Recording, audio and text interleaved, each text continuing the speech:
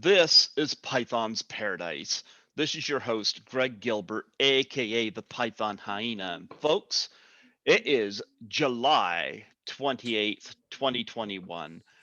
And I got a wonderful guest today on the show. We have the founder of the Uptown Horns. Yes, we have Paul Litteral himself. How do you do, Paul? Very good. I'll have to correct you there. I'm the co-founder of the Uptown Horns. Oh, the co-founder. Okay. Yeah, I did it with a sax player. There was only two of us when we started. Oh, okay. Okay. My mistake, but yeah. No, it's okay. It's okay. Yep. No worries. Well, there's a couple of people we need to thank. We definitely need to thank Angela O'Neill for helping hook this up, and I'll be having her on at a later date. But Yes, you should. She's instrumental in this, making this recording possible as well. she's going to do the musical version of Sorority House Massacre, or at least I'm going to pitch that. I think you should pitch that. And we also need to say a little shout out for Lorelei McBroom, who really introduced me to you, Totally. on Facebook. She did a wonderful shout out, and she obviously trusts me to interview people and treat them well because she led me to you. Oh, okay. Now, let's talk about Lorelei for a minute, because how did you and her connect initially? I was on the Stones tour Mm-hmm. that I first met her. Mm-hmm. She came on for the European leg of the tour. Uh-huh. The American leg, she wasn't on. She Mm-hmm. didn't do that. But she came on for the European leg. And I met her through that, and we started hanging out, and things got serious towards the end. Yeah. Was she and Durga both touring on the European one, or was it just No, Durga, they had both done Pink Floyd. Yes, I know. Yep. He had been with Pink Floyd. Yep. Yep. Yeah, now they're doing something called Black Floyd, which I think is pretty cool. Yes. So, yep. Yeah, That's a great record. Have you heard it yet? Not yet, but give me time. All right. I've got a million things coming at me at once, but I hear you. I've interviewed all the McBroom sisters except for Dana. Yeah. And, who wrote "Pull Up to the Bumper"? Did she pull up to the bumper? I don't know that, but she wrote it for Grace. Well, I want to get a little bit of your background, even before Uptown Horns, because obviously you love the horn instruments, Tell us about what led you, whether it be your childhood or whatnot, what led you to want to do music? Uh, it was strange. I was raised by my grandmother Mm-hmm. because my mom worked about 30 miles away from where we lived, and my dad too. And they split up when I was young. And so I was with my grandmother all the way up till high school, out on a farm, nothing around but trees. And everybody in my family had been coal miners. All the men were Mm-hmm. coal miners. And I was the only one who didn't. And all I can say is my grandmother had a love of like Louis Armstrong and trumpet players and stuff. So when I was sitting in chorus at fourth grade, and they brought up flashcards going, next year band starts, and you could play one of these. And they flipped through these flashcards, and I saw a trumpet. There was a silver trumpet, and I said, that's it. And then that was the beginning of a very long friendship that goes way up and down, because trumpet is a very hard instrument and very unforgiving. Yes. My father played, I think it was trumpet. I could be wrong on that. Growing up, it would be, I'm not even sure what it was. It was called the Burt's Corner Brass Band when I was young, because that was where my grandparents. Community band. Yeah, and like during like Remembrance Day and stuff, they would do something, and Right. my father was part of that. And I Hmm. remember growing up, I'd hear him practice and whatnot. He wasn't an expert at it, but he wasn't trying to be. He knew what he wanted to do and help out this community thing. And I don't even know if that's still going on anymore, but nonetheless, I remember him growing up, and I'd hear him play. And my older brother even played the trombone briefly for a while. Mm. So Mm. yeah, but I never played any instruments except beating on my horn in traffic time. I hear you. I hear you. Well, you don't have to practice the same for that. It's right there at No. your, it's right there at your fingertips when you need it. Yeah. Yeah. So what artists influence you? Uh, well, starting young, it was obviously Louis. I Mm-hmm. really liked him. But then when I was in high school, my band director there was also a trumpet player.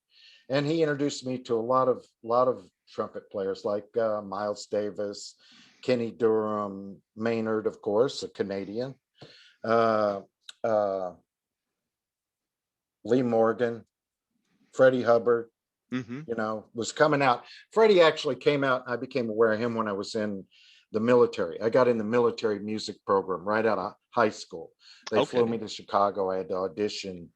I got accepted, and they sent me to the Navy School of Music, which is a whole other thing because the Navy School of Music is set in Little Creek, Virginia, at an amphib base. Mm-hmm. And if you know anything about amphib bases, the only thing at amphib bases are SEALs. So we had SEALs and musicians only because we were the only ones the SEALs could get along with. They had no fights. There were no fights with musicians, and they liked us, and I liked them. They were really nice guys. I made some nice friends there. Yeah. Uh, and when I got out, uh, I wanted to come to New York. I'd always been driven to like be a professional trumpet player. I don't know. I can't explain it, Mm-hmm. but I was obsessed with that. And I thought that if I could get to New York, and I didn't think about LA because I associated LA so much with music, with like movies. Mm-hmm. You know what I mean? Yep. But New York was like to me like a cutting edge place to be for music. And if you wanted to be a musician to play all kinds of music, that was the joint to be at, right? And so after the Navy, once I finished my stint in Newport, Rhode Island at I was attached to the Marine War College there, the band. Mm-hmm. And but that we just didn't play marches. We played big band music and rock. I played in a rock band also there. And I think that I can say that the Navy actually really prepared me, I think, as well as like a conservatory would for Mm-hmm. playing professionally outside. And I went to New York uh, with my first wife in tow. Mm-hmm. And I was there about 3 months, and I got a job as on a bus and truck tour of this musical called Shenandoah. And John Raitt was the lead. You know John Raitt from Pajama Game and stuff. He was very famous back in the early 60s. And so on that tour, I met Bonnie, which years later I got to record with Bonnie through Hal Wilner's records. Uh, he did a record called Tribute to Disney that she sang Baby Mine on. You can actually access it on YouTube. And she was incredible on that. And I got to play behind her with the horns on that. Mm-hmm. But then after I got back off the road, I got lucky. There was a musical coming to town that had started in Texas. I think they did their first like previews in Mm-hmm. Texas. So they brought the band from Texas. So when the band came to New York, the guy who was the head of the band was holding auditions for rest of the musicians. There was 3 horns he needed. So I went down to audition. I auditioned, and he asked me where I was from, and I think it did influence him when I said I grew up in Kentucky because he had relatives in Kentucky. Mm-hmm. And so all of a sudden it was like, oh yeah, wow, you've really managed to make it come here, make it to New York. So I guess he took pity and thought that I deserved a job. And so from that job allowed me with I met the other sax player in the Uptown Horns at some rehearsal. It was like one of those reading bands you do. Yep. And I just went in and I was playing, and he heard me and he said, I got this gig I'm going to start, and it's a rock gig. And he goes, I think you would be perfect for it. And I said, yeah. And I said, who is it? He said, it's called Brenda and the Real Tones. And this was about 79, just before 80. And Brenda was also an actress. She had been one of the features in Women Behind Bars. So Okay. she had a tremendous following. I'm serious. We would play rock clubs all over New York, that they would have to turn over the crowd per set. It was going around the block. She had that kind of following. And so that exposed Arno Hecht and myself, the sax player, to a lot of people, even to the fact of like, it led me to my first studio session, which was with Iggy Pop. Oh, I I love did, Iggy Pop. I did the Houston is Hot Tonight album. Yeah. I've got a wild story to tell you about that if you'd like to hear it. Sure. The record was interesting in making, in that he told us what day it was going to be on. So the day comes, we go down to the studio. It's late at night. It's at the Record Plant in New York, which is no longer there. And Tom Panunzio was running the session. He was also, I think, the producer on it. And we go in, we have no charts, no nothing. They just have tracks. And Iggy comes in with a bottle of Red Label. Okay. And he goes like, you guys are ugly and I'm going to make you beautiful. And that's the way the session starts. And 6 tracks later, we were done, So it was like, and when we got out of there, the sun was up. But that launched our recording career. And then Arno, who had a version of the Uptown Horns earlier, but nothing became of them, that never took off. He said, like, maybe we should name it the Uptown Horns. And I said, well, yeah, you've already done it. Let's do this. I think it's a great idea. And then as we went on, we got to add other elements, like we had an alto Barry player who's from Detroit, had been in Boston, was playing with Carolyn Moss at the time. So we ended up on Carolyn Moss's record a little later. And there were 3 of us. We also did this weird thing. It wasn't weird, but it was different than most jams in New York. We had Crispin was friends with this club owner named Terry Dunn, who ran a club called Tramps. And he had a Tuesday night open, and Terry was a huge soul guy from Ireland. He loved soul music. And so he gave us a slot. So we used the Real Tone band with the 3 of us. And what we would do is, if we invited guests down every Tuesday, but we would invite them down in the afternoon, and they could pick a tune they wanted to do or a tune they had, and they would bring it into us in the afternoon, and we'd arrange it in the afternoon, all the horn parts that were going to be on it. So we didn't do just like blues and stuff, one after the next. Although I love blues, we played with many blues artists as well. It's funny, I've interviewed 3 of the Blues Brothers band, including Blue Lou Marini. Blue Lou Marini? Yeah.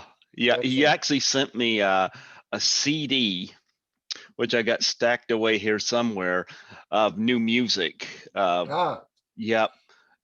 Blue Lou, of course, was also a horn player. Did you ever a play great with sax him? player. Yeah. No, I didn't play with him. I played with some other great sax players like Jim Horn, who, I don't know if you know who Jim Horn was. Jim Horn history goes all the way back to the dawn of rock and roll in the 60s. He played the penny whistle on Going Up the Country. He played the flute solo on California Dreamin'. He played with George Harrison on a lot of like sax work that he did. And he did everything from like funk to rock tracks, the LA Express, he played on that. he was a famous sax player, and I also played with David Fathead Newman, who's Ray Charles's sax player, Mm-hmm. which is the tune "Hard Times." He wrote that. Oh, So nice. yeah, but "Hard Times," we used to open our jam every Tuesday with that song, with Crispin playing the lead. Oh, And it's so great. this is my homage to that. And so I didn't finish my thing with the Uptown Horns to get everyone in, so that I don't want to leave anybody out, or I'll hear about it, I'm sure. But we got chosen to play. We had just decided maybe we need a trombone player. Mm-hmm. And so there was this trombone player that I met through another rehearsal band. He had gone to Juilliard, but he was from Colorado, Mm-hmm. real mountain guy, and a little eccentric in a cool way, in the coolest of ways, and a fantastic horn player, great trombone player, named Bob Funk. So we added him, and as soon as we added him, we got the Jay Giles band. The Jay Giles band called us, and then they Oh, go, wow. "Well, we don't want a trombone on the road with us. We only want three, the two saxes and you. That's all. That's all we want." So uh, because we wanted Bob to be in the Uptown Horns badly, we all three, the three of us, took part of our salary and paid him to hang out while we did that road gig with them, and recorded Showtime Live with them, and then started Even and Odd, but that was when Peter left the band. So Mm-hmm. Oh, that was wow. that was too bad.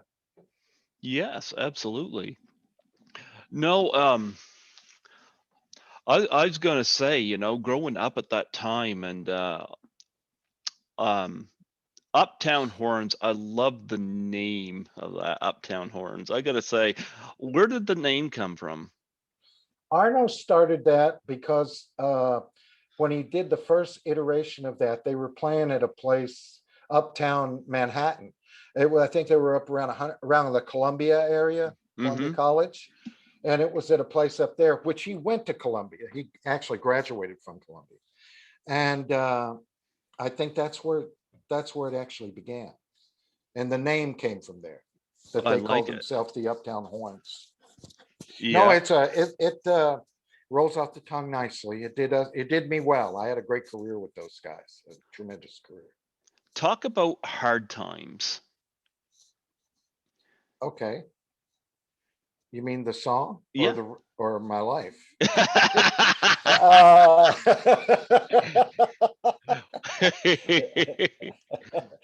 well, like I said, the fact that they used it to open with was significant, but even more significant, um, I did a cruise around Manhattan with Fathead Newman and got to hang with him. Mhm. And I'd always loved Ray Charles growing up, and that might Yeah. be from my grandmother as well. She was a huge Ray Charles fan, but not from the same type of music uh, that he did for me, that touched her. She did I Can't Stop Love. She liked that one. I Can't Stop Loving You, Okay. which is more country vein, you know. But surprisingly, I wasn't, even though I grew up 4 miles from Bill Monroe, I never got into country. I had an experience with Bill Monroe much later, but which was a wonderful experience. But this this song, the whole Ray Charles thing meant something to me, and Fathead Newman, I loved his playing. I loved his the soulfulness he had, Mm-hmm. and that really touched me and moved me. And I knew that if I was going to do this record, it was significant in that it was a representation of that, and representation of the things I had to go through when I left the Horns. Mm-hmm. Uh, And of course, you got another song here that second, let me bring it up here because I don't want to mispronounce it. I Can't Make You Love Me, which features you and our pal Angela McNeil yeah, or O'Neill, Angela O'Neill, Angela O'Neill. excuse me. Yes, O'Neill, that's right. yeah. Yeah, Yeah, she sang that beautifully, I she thought. did. She When I did. first did that, the producer of the album, who is Bill Bodine, Mm-hmm. uh, he questioned me about that. He goes like, maybe you should have a guy do this because everyone's going to judge. I said, and my thinking was, no, I want this to be uh, a woman. Why So, would people judge? because of Bonnie Raitt, you know, I think everyone is afraid of comparisons. But Oh, okay. I thought Angela did it so just differently enough and made it her own enough that it shines through. You know what I mean? Mm-hmm. And then we tried to do other things with the rhythm section and with the drums to make it, and bass to make it a little different. Mm-hmm. And of course with the horn, I thought that too. But that was a tune that was very personal to me. Actually, after that was well after I'd left the horns, and I was starting to claw my way to the middle again, you know. Mm-hmm. Well, how did you and Angela meet? uh, she had come around and she sang in a few big band Mm-hmm. rehearsals. Mm-hmm. And in LA, like there's all these reading bands of big Mm-hmm. band music, contemporary. A lot of it's contemporary. Some of it is like old swing stuff. And I think I met her on one of those instances, maybe with Woody James, which we used to play at Viva Cantina. He Mm-hmm. weirdly enough had an afternoon gig there on a Friday. But you know, uh, yeah, and I think that's the first time I heard her. And then I was contacted, I think it was Sam Morgan, who's her musical director, who also, Okay. you hear him featured on Hard Times. He played the Barry solo on Okay. that. And that's where she started Angela O'Neill and this band called the Outrageous Eight. And I really, when I got in that band with her, I really dug the direction of the band because it's only 8 members, but it's got like a small big band feel. But she has this arranger named Harry Smallenberg who does these arrangements that are so unique sounding. Like we did last year, we did a Christmas album that we released, right? Mm-hmm. And it was all live recorded. We did the whole album live. And the arrangements, everyone that's heard it, and it's been reviewed and used on podcasts and gotten around, and love the album because it's so like they never heard Christmas carols done the way we did them. So that kind of started, I mean, over a 2-year period, that really kind of started our association. And there were people that like I wanted to bring into my project from her project. Mm-hmm. And then I had outside people I brought in too, like the alto soloist is from outside with a horn section that I do a lot of recording with out here with different groups. And we've done a series of records together. That's actually a father and son duo. The father plays trombone, the son plays all the saxes, and myself. And yeah, so I've been doing that, and this project has allowed me to play in that way with, like, you know, pairing different musicians together to Yeah. see what comes out. Oh, You the know what I mean? saxophone's a great instrument. It makes me think of Huey Lewis and the News. Oh yeah, yeah. There's a lot of saxophone in Huey Oh Lewis. yeah, yeah. I grew up listening to that, and Huey Lewis had a whole horn section for his band. Oh yeah, I know. Where he was part of Tower for a while, Mm-hmm. and the Uptown Horns was good friends with Tower. Mm-hmm. So they invited us. We had performed with them at the Bottom Line in New York. They brought us down for their final night, Oh, lined us Huey up. Lewis? No, Oh, Tower of Tower. Power, Okay. and lined us up on one side, and we lined up on the other, and we did What Is Hip together. And then after that, we got a call from those guys saying, "Oh, we're playing out in Long Island with Huey Lewis," like a few Mm-hmm. months later. And Mm-hmm. we go, "Yeah, I heard you guys were with Huey Lewis," and so they invited us out. But you know, Huey Huey's sax player was the keyboard player. He plays organ in the band Okay. as well. And he also, I think, did some of the vocal arrangements, like the harmonies behind. Mm-hmm. He's the one that did a lot of that. And so we got to see them and meet Huey. Yeah, I was a fan too at the time, you know. Oh, Just they had a great sound, like Huey with the harmonica and the sax. Like you can hear all the instruments just come through. It's just a beautiful marriage of sound. oh yeah. Yeah. And you know, that period in New York, like when I got with Arno, I mean, there was still the Mud Club. I Mm-hmm. played the Mud Club. I played CB's. I played Max's Kansas City. I played Danceteria.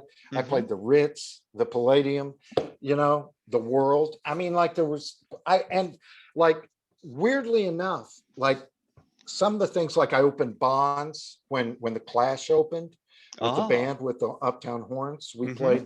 We played that, and but I was there for the beginnings of some bands, like the first, some of the first hip hop artists. Like I remember being at the World and saw uh, what's the name of it? I've lost track.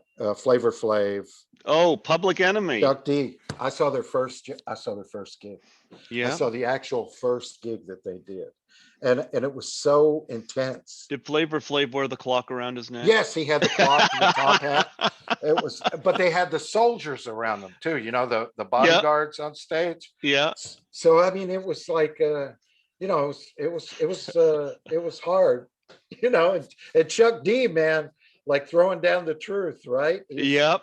Oh Oh yeah. man, Yeah. that guy should run for office. Yeah.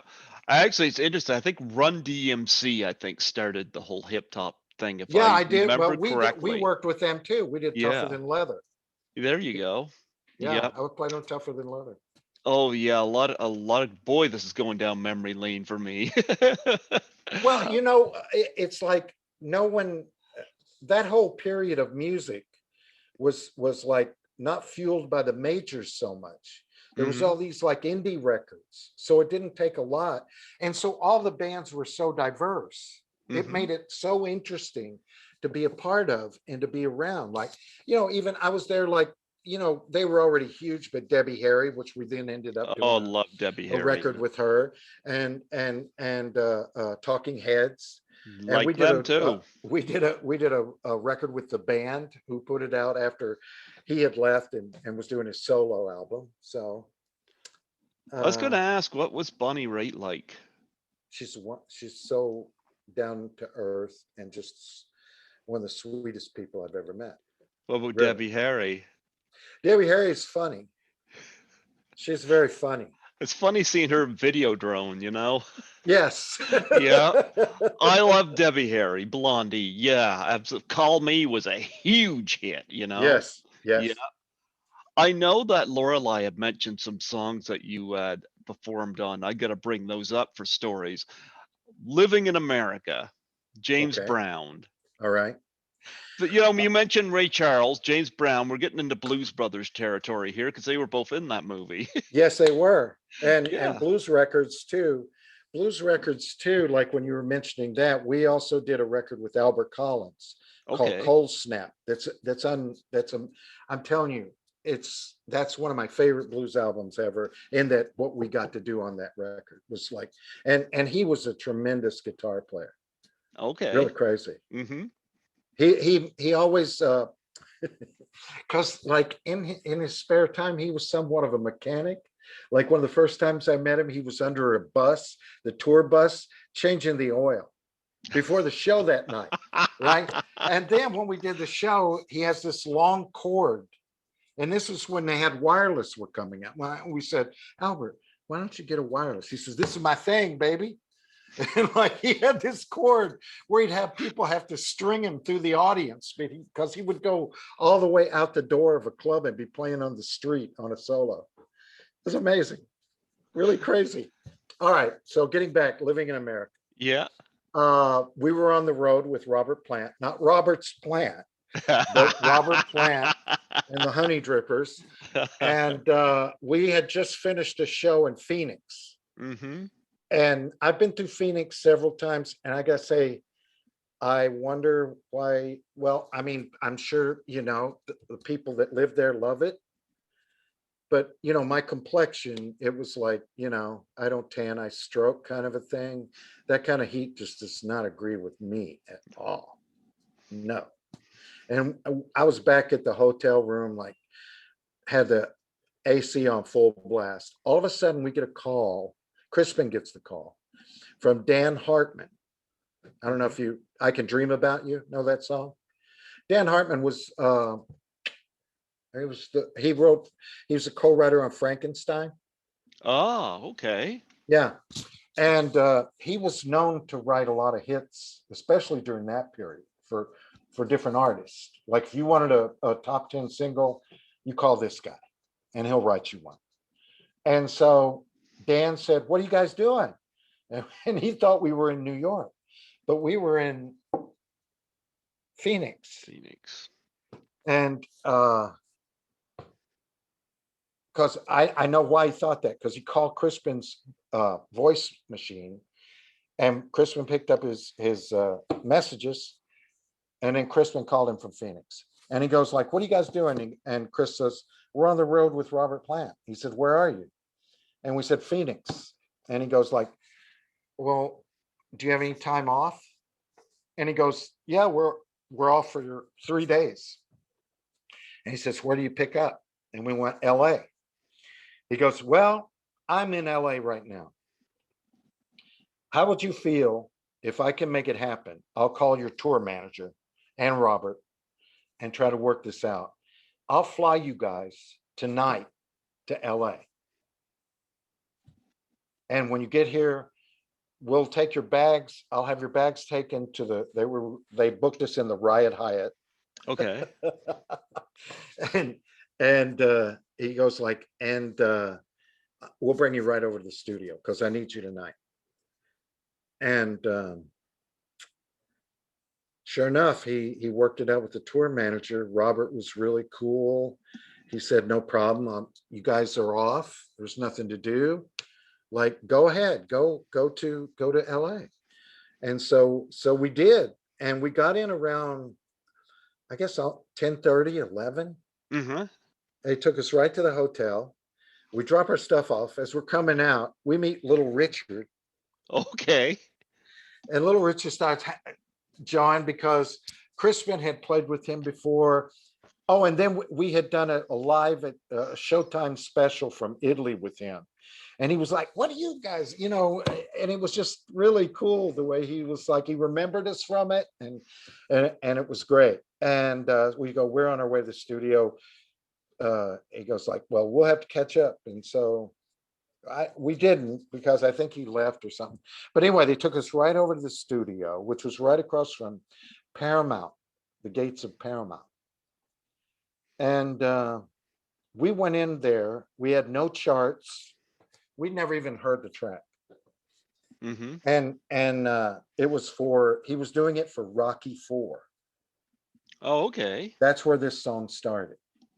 And he goes like, "What I want here is, I wanted to evoke classic James Brown, but I want you guys to bring it up to the 80s. I want you to make it Oh, have yes, that you did. yes, to bring that up more to the current time." And we said, "Well, we'll do our best." And like 3.5 hours later, we had the track. We had all the horn parts. We had everything down. Crispin even played an alto solo, but I'm not sure if on the record when we did that, we got that later because he didn't even have a deal at the time. James didn't have a record deal. And from that song, he got Scotty Brothers to sign him to a deal. And then we did the album with James. Did you hear the Weird Al version of that song called Oh, of course, of course, Living with a Hernia"? of course. But Weird Al did that to everybody at that time, right? Oh, I love Weird Al, but But surprisingly, the artist, almost all the artists, never got angry. I think there was one rap artist that got angry, but I don't yeah, want to say who it is. But yeah, but that was it. because the thing is, nobody took Al seriously, like the artists. They knew it was a Mhm. goof. What? So what? It's a goof, Yeah. you know? Oh yeah. But yeah, I love that. Living with a Weird hernia. Al was like a modern day Spike Jones, right? Yep. Do you know who that is? Spike Yes, I Jones? I do. Okay. Yep. Yeah. That's what Weird Al was and Yeah. is. Yep. Well, the next song that she put on there was one I definitely familiar with. Love Shack. The Ah, B-52s. yeah, yeah. I think on that one, we had just got off tour with Buster Poindexter. By the way, that And was a great album, you know. yes, we did Even that the at, deep cuts like Junebug and whatnot were great on that album. I think on that album is when they premiered a new guitar player Yeah. that they had. And it was done at Platinum Island Records recording studio in New York. Mm-hmm. In the winter, snow was on the ground. Mm-hmm. And we went in there and I got to meet Fred and a couple of the Beehive girls. Mm-hmm. And the guitarist was there. The new guitarist was there. And we went in, and first we did our own thing on it, which was a little more involved. And they went, no, no, that's not 52s enough. And we went, oh, okay.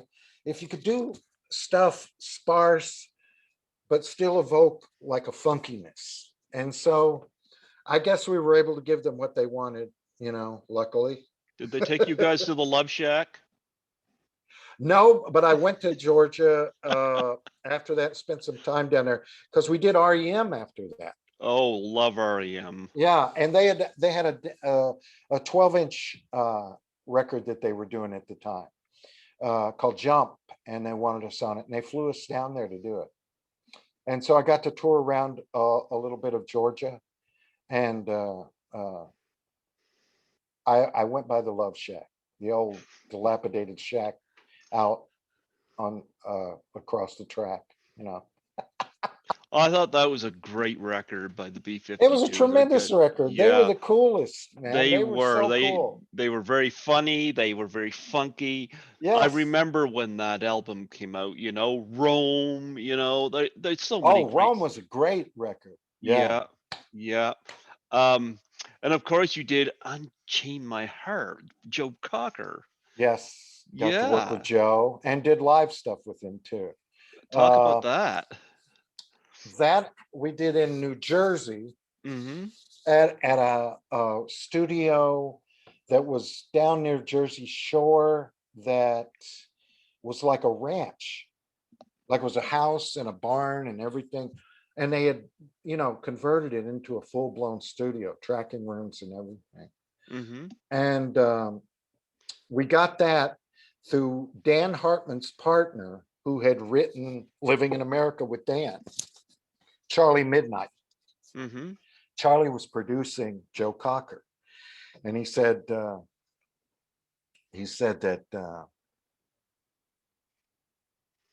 I want you guys to come out and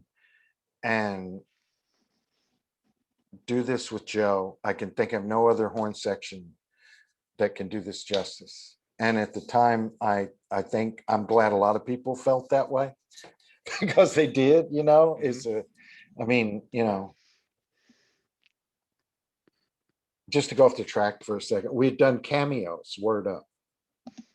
I mean, so we went across genres. I was talking to Angela today about it. Even I got to work with Mike Thorne, who done Soft Cell's Tainted Love.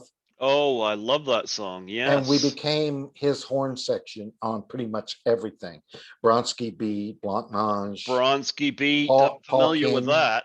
King. Yeah, I played with them on their hits.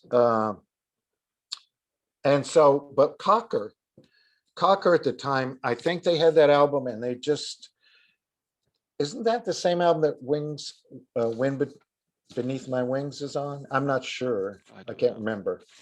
But anyway, and we knew the tune actually because months earlier we had talked about, we were at a party with Dan and Charlie Midnight, and we said, that tune Unchained My Heart, man, that Raitt did way Mm-hmm. back. That's such a great tune. And I go, I love that tune. And fortunately, it worked out that it came around again, and we got to work on it with Charlie and Joe, and that was a tremendous amount of fun there, and was very special to me. Mad Dogs and Englishmen, I loved that album growing up. I wanted to Mm-hmm. play with Joe Cocker so bad, Oh, and who wouldn't? yeah, yeah. Who wouldn't? I mean, it was such an honor, and I was glad that it became a hit, and that Mm-hmm. people still, speak fondly of that record. It means a lot to me. Another one Lorelei listed was Hot, Hot, Hot. Buster Poindexter, the New York Dolls. Oh, David Johansen. Yes. That we started working with David when he first developed that persona, Buster, which was the persona, I think, was like he was an orphan child that was raised by Tallulah Bankhead. Okay. He had a whole spiel he used to give out at his performance, and that whole thing started as loft concerts during the 80s in Manhattan, Mm-hmm. like old lofts downtown, Yep. where they would like make them into like a little stage at the end of the loft, clear out everything, put up seating, and people would come to the loft to hear. And he was like goofing on lounge, right? Mm-hmm. But it took off, and he was a big proponent of island music. Okay. So I think that song was first done by the Mighty Arrow, maybe. Anyway, but it wasn't a hit over here, right? Wasn't a hit in America. So he decided he wanted to do it, and so when we got it, we tried to stay true to the island stuff, but also, do our little thing on it, our phrasing or our voicings, or add certain licks that weren't there before. And it worked out. It worked out really well. I was even on the Muppets with them for that, Oh. which was What was great. it like being around the Muppets? Uh, well, Animal's an animal. No, they were great. They were really fun to be around. Henson was there. Uh, Frank Oz.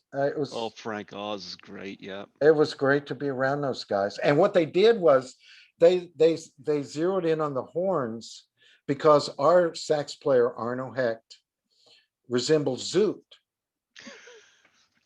And so they had Zoot standing next to him, and at the time I had a lot more hair, Mm-hmm. and it was really long.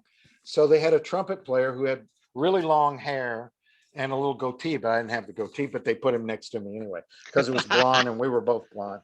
And but that was such a hoot and so much fun to do. Oh, you've been knighted when you get to play with the Muppets. Oh, it's the And top. even Paul Williams got to play with the Muppets in that's the Muppet movie. that's right. That's Yeah. right. Yeah. Oh, yeah. So, talk about before we get to your current project. Is there any other artists you worked with that are highlighted memories for you? Well, the Stones came about in a very strange way. Mm-hmm. We got called into Media Sound for by Mick to do Harlem Shuffle. Okay. And when we're in there, that was the day that the shuttle disaster happened Okay. during the session. So it totally tainted everything going on that session. And so we didn't finish the track. We tried, but Mick, we couldn't come to a consensus of something that he liked, or that we thought he liked anyway. They saved our tracks, but then 4 months later, or five, no, 3 maybe months later, we get Crispin gets a call from the Office of the Stones, and it's Mick, and he goes like, "Yeah, we're rehearsing out here at Nassau Coliseum. We're going to send you over a tape with like all the tunes I want that we'll be doing that have horns, and we'd like for you guys to come out and do this rehearsal audition with us." And of course we went, "Yeah, all right." So we did. And then at the end of that conversation, before he hung up, he said, "And by the way, on Harlem Shuffle, could you do the same stuff you did over at Media? Will you do that again?" And we said, "Sure, we'll do it. Whatever you want." And so we went out to Nassau Coliseum that they had rented out and had their whole stage set up in. That was their way of rehearsing. They don't rent a rehearsal space. They set up the whole stage and do a rehearsal. And so we walk in thinking, well, we're going to be one of like 10 horn sections here, right? And Bobby Keys was there, and we got to meet Bobby. And we go on stage and we do everything that we did. And even when we got to, before we finished, Keith wanted us to do the Otis Redding version of Satisfaction. Okay. On Satisfaction with them. So we said, okay, all right, we'll do that. And we played that with them. And then we thought, we looked around because we hadn't seen anybody else. There's nobody else there but us. No other horns, nobody, just us. And Mick walks over to us and says, "Well, that was great. See you next week at Philly." And that's why we got the gig. That was it. And we opened at Philadelphia and did that whole Steel Wheels tour with those guys. Oh, I remember that. What's it feel like when you're up there in front of all those fans and whatnot? Well, you know, it was like in America, they were like 50,000, 70,000, 80,000. But you go to Europe, soccer stadium, 150,000 people. That's pretty. It's an amazing experience that I'm glad I got to have. But like, you know, when you're up and there's so many people, you don't concentrate like you do in a club. If you're in a club and you have 20 people, 30 people, 100 people, you can, you know, connect more, right? But when you're up there, man, it's like a sea, an ocean of people. It was amazing. It was an amazing experience. The biggest concert I think we had here, if I can remember correctly, Magnetic Hill in Moncton had the Rolling Stones, and I forget how many people showed up to that. But it was a huge number. They were almost topped by AC/DC. Right. The only reason AC/DC didn't top them is because they did one last day because they had to be somewhere else. Right. Yeah, so AC/DC almost topped them, but well, you know, when we were on the road in Europe, I have to say, when we were in Prague, right, we rolled into Prague. They'd torn down the statue of Stalin and put up a tongue, and they said that anyone who had tickets from the adjoining countries could use them as a visa for the day to get in. They did not have to worry about getting into the country. And we got to meet Havel. I mean, it was, I'm just saying, you know, those guys, they're not, those kind of rock bands may not be around ever again.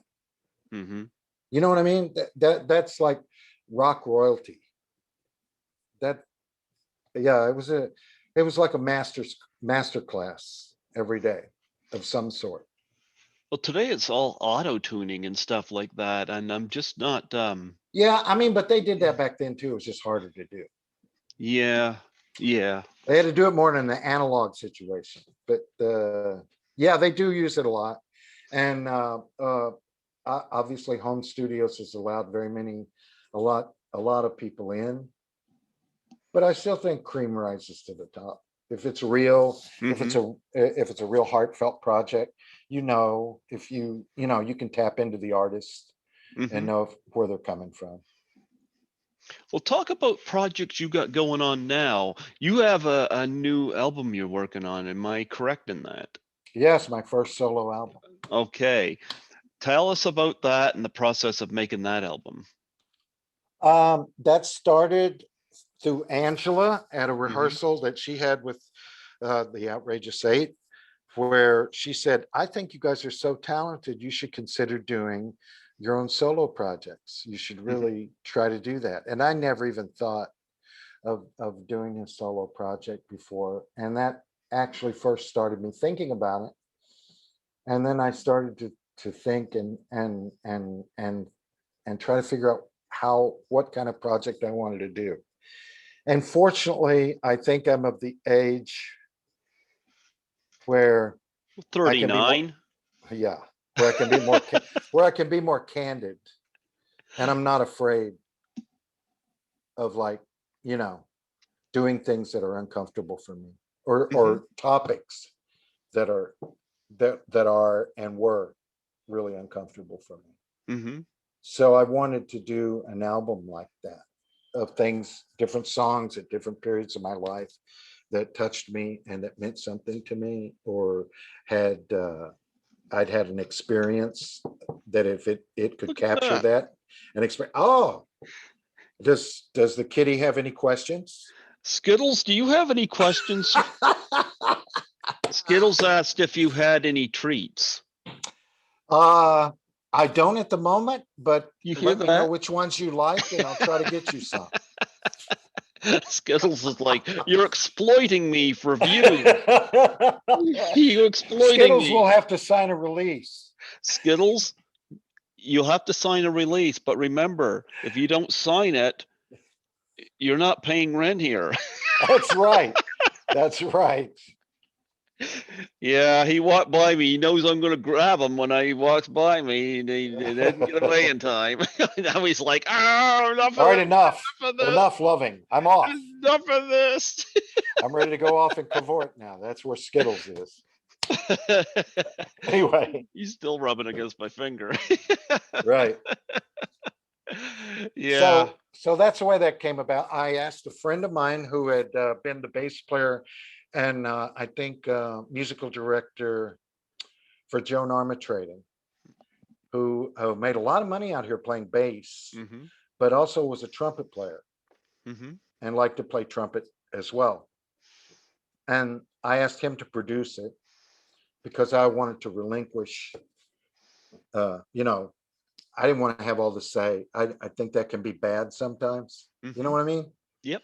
Uh, and so I wanted somebody that could put a governor on things. And so I got him to be musical producer along with Angela, who also is a producer on the record Hmm. and is at all the sessions. And she really made it possible for me to do this. And a lot of the tunes I've done on it, there I'm doing on it, um, uh, cover a various array of things from, like, I did a going all the way back to Blood, Sweat, and Tears. Hmm. I did Lonesome Susie. I don't know if you're familiar with that from Blood, Sweat, and Tears 3. It's a ballad Okay. that's got a really beautiful, like, horn choir, but I'm doing that like a instrumental with me on flugelhorn.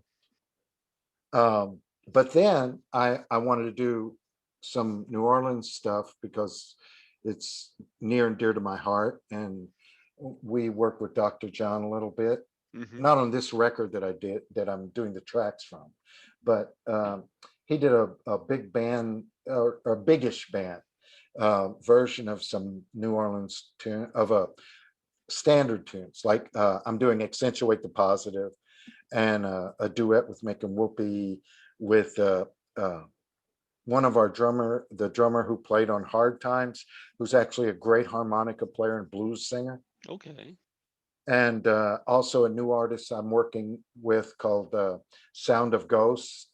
Anna Orbison is going to sing on it with him, Okay. and then we're doing Do It Again in like a government mule kind of strange way. You familiar with that band? Okay.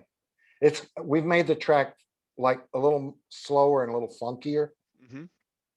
but I'm doing that as a trumpet instrumental with the sax lead with me. Um, I'm going to be doing Mr. Magic by the Bob James arrangement. Okay. I don't know if you're familiar with that. That's on YouTube because it's kind of Africana kind of Okay. feel to it. Hmm. Uh, and we were talking about, I might do a Tom Waits one because we did Rain Dogs with the Uptown Horns. Okay. Uh, and there's a earlier song that he did that always really, I thought it touched me a lot. Hmm. And I think I'd like to do that as well. Okay. One thing I was thinking about, speaking of horn instruments and saxophones and trumpets, I think one of the greatest saxophone pieces I ever heard was in Baker Street. Oh yeah. Well, Clarence Clemens. Hmm. We got to work with Clarence on Clarence and the Red Bank Rockers, Yeah. the first record. And that's where we met him and hung with him. Hmm. He was a really sweet man and thanked his stars every day for the boss. Okay. For Bruce. He loved Bruce. Yeah. Yeah. I mean, you could tell that on stage, but I'm just saying it, it was a very nice experience for us. So, Well, with the whole pandemic and stuff, like things seem to be winding down. I'm fully vaccinated now. me too. Yep. Um, so I'm wondering if you got to get out to play anywhere or Yes, last week okay. I started. I played with a artist that I work with down here named Doug Roziers, and Mm-hmm. we did this club called the Cicada Club last week, 2 nights, Mm-hmm. and it was sold out both nights. Oh, beautiful. And then I did an outdoor concert on the following, right, the Sunday after, Mm-hmm. with this kind of bluesy rock guy named JC Gafford. Okay. And we had like 600, 700 people there in a live concert, but they were Oh. all masked. It was good and Mm-hmm. distance. So yeah, Okay. it's weird. I hope the variant doesn't slow things down too much, because I know a lot of people are gearing to get back out there and start working again, tours and such. They want to really hit the road. I know Lorelei does with Floyd, Mm-hmm. with the Aussie Floyd guys. I know all those guys are anxious to get back out there. Oh And yeah. we need that now. We need Yep. entertainment. We need to get away from everything that we've gone through. I mean, the last 6 years have been not only the pandemic, but how intense things have gotten. You need music again. You need Yep. something to, like, let's Absolutely. let's enjoy something. How about that? Let's try that. Well, you guys do something very important, you know. Music is one of the life's joys that people can take for granted, and yep. Well, I'm happy that a lot of the music I've been a part of, and tours I've been a part of, I hope it brought some joy to, like, people, and it's very fulfilling for that reason. You have any charities that you want to plug and promote on here? Well, there's an in the homelessness Okay. that I think people should give to. I think Mm-hmm. that's a really big problem here in the States that Mm-hmm. we need to solve. I mean, it's weird that I've seen I've seen so many I think you can get to it too by LA homeless. That's one, but I'm saying it's all across. It's got to be in all the big cities. Big Yeah. cities have probably been hit the hardest with like people being evicted and stuff. And I think it's terrible. And when I see countries that are like a quarter of our size being able to totally eliminate it and house people and Hmm. feed people, give people even health care, right? And people over here goes, oh well, they're a small country, and I think to myself, wait a minute, that means they don't have as much money as we do, because look how many people, how many rich people there are here, look how many corporations there are here. Of course we could do it, and you could do it, and it's a tax Hmm. write-off for you, you know. I mean, I'm not want to get too political, but I'm just saying that it would seem to be a nice gesture of humanity to step up and try to do that. Absolutely, absolutely. Is there anything else that you got a web page you want to plug on here, I hope? Yes, it's pliteral.com. Hmm. And there's also Paul Literal Music on Facebook. Okay. And if you can't remember those, if you just type in my name, Paul Literal or Hollywood Paul Literal, it'll Hmm. come up in your search engine on Google. Yes, I know Lorelei has connected me with connected me with these, and Angela as well. So there you go. Well, is there anything else you want to promote on here before we close off? I finished a record with the Outrageous Eight again that Hmm. should be out soon as well. And if you get a chance to talk to Angela about doing that musical, you might want to bring that up.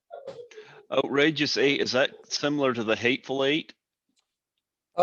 Except there's no guns and killing involved. Yes. Uh,